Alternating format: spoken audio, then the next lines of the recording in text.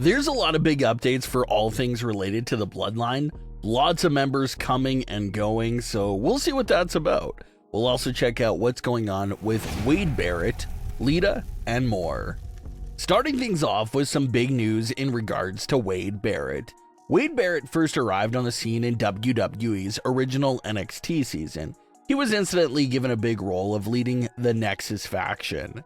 He would go on to have big matches with John Cena and several other top superstars in the company. He would win the Intercontinental title a few times and would go on to really strike gold with his Bad News Barrett gimmick, which was a massively popular hit with the fans. He would later leave the company, but return many years later solely as a commentator for NXT and now on the main roster.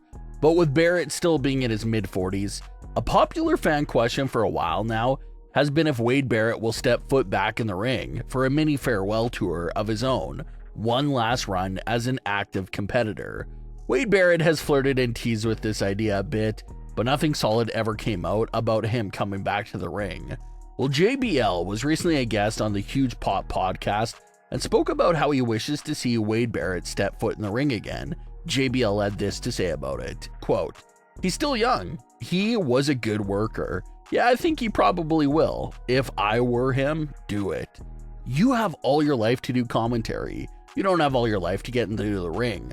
If I'm him, if you still have the urge, just try it. If it doesn't work out, so what? Go back to commentary. If it does, you've got something, and then go back to commentary," end quote.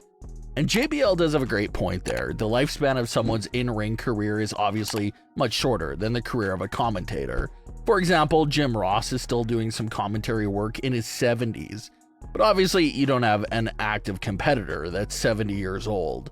So JBL feels like if Wade Barrett still has the desire to compete in the ring, then right now is the time to do it and have no regrets.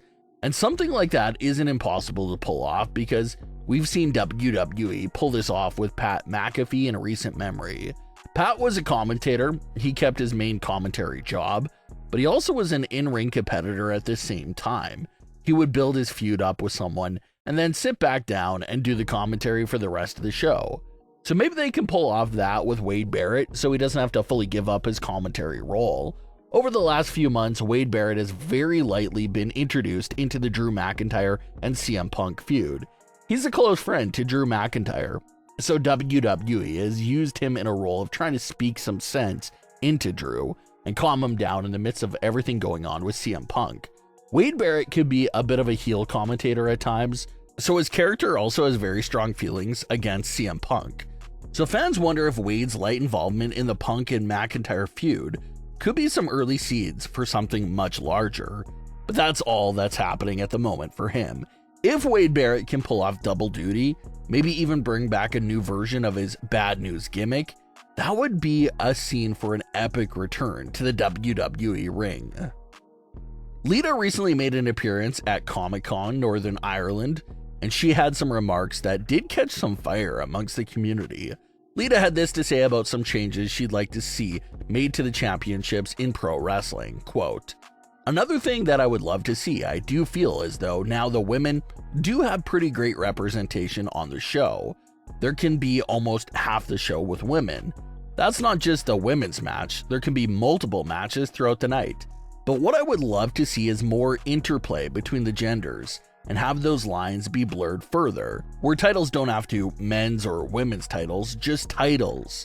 And whoever manages to get someone's shoulders down for 3 seconds is the champion, or whoever taps somebody out is the champion for that night," end quote. Lita's suggestion is something that Ronda Rousey was pretty vocal about as well. Ronda expressed her feelings on how she wanted WWE to drop the women's label off their titles.